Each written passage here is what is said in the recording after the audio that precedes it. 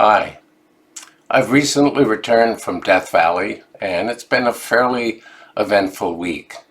Um, I've been mostly trying to catch up because while I was out there, I usually have some minimal Wi-Fi connection with the world. But on the plane ride out, my laptop crashed, and so I had essentially 2 weeks without any connection to whatever world existed beyond the horizon that I could see. And I was out there guiding a vision quest for a group. And of course, that's always an incredibly powerful time for them, of course, as well as me, because I'm alone in that gorgeous, expansive place as well.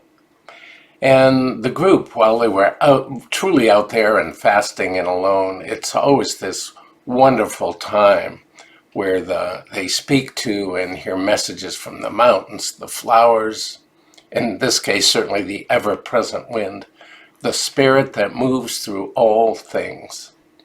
And this is always a powerful time when our inner landscape and the outer landscape, the primal outer landscape and our personal inner landscape meet each other with no intermediaries, no downloads from the culture to get in the way. So that was a rich, rich time. And after this weekend, of course, I came back and we had the eclipse on Monday. In the little town of Putney, Vermont I live, it was, I think, 97% complete.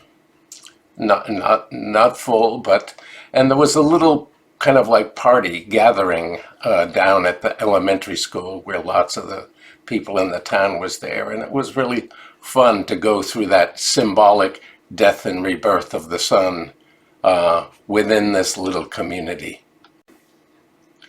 Over the years, I've read many a story about how these events were terrifying, and they were attributed to vast, overpowering forces, the gods. And the gods could be angry, and this event could signify some coming disaster or catastrophe. So there was always a lot of fear around when it happened. And I once read a story about how a captain of a ship who'd been through an eclipse before, and he called up one of his sailors and covered him with a blanket. And, you know, for the rest of the crew, he asked that sailor if he was terrified. And of course he wasn't, even though the darkness that he was in was greater than the darkness of any eclipse. And certainly that story was about the captain's attempt to give his crew courage. And of course, but the story is also about our human tendency to fill what's unknown with all our fears. Also in this past week, I went to the 6th gathering of the Mythic Warrior men's training. And this weekend, the focus was on death. And of course, death is one of the two greatest transformations in life, birth and death. And in our weekend, we were asking those important questions. What do I want to do in this time left to me? What needs to be completed? What do I need to bring into the world before I die?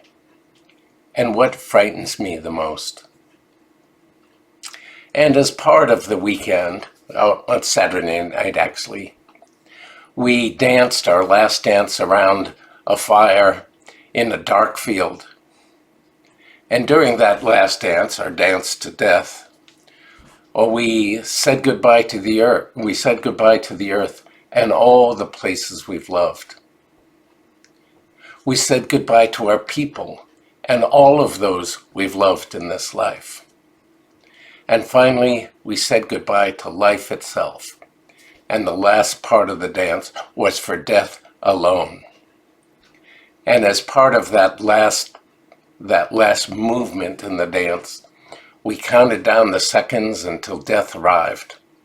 And everyone fell right where we were, which turned out to be into the snow.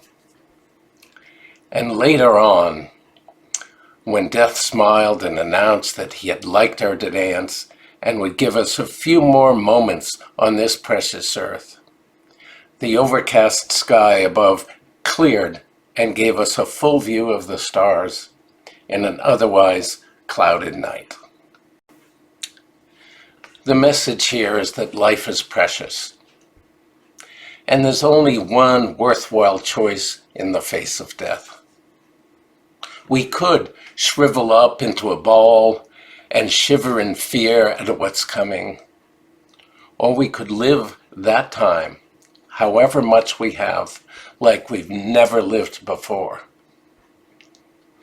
And that's the choice I suggest. That we live each day like it's our very last chance, and to treat it as the precious gift, for we never know when that death is going to come.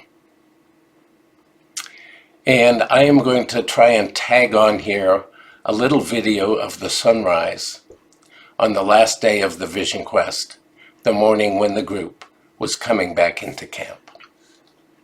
Aho. We are one with the infinite sun, forever and ever and ever. We are one with the infinite sun, forever and ever and ever.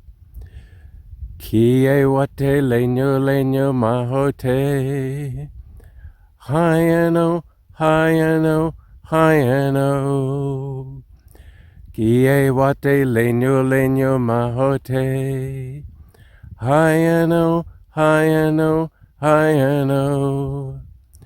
We are one with the infinite sun, forever and ever and ever. The sun rises over the Last Chance Range. On the morning, this group comes in from their Vision Quest. Bless them, Father, Son.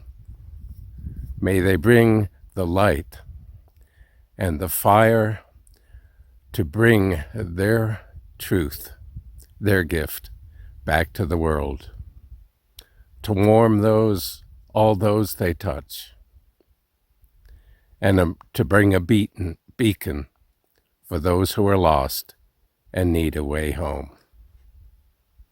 Aho.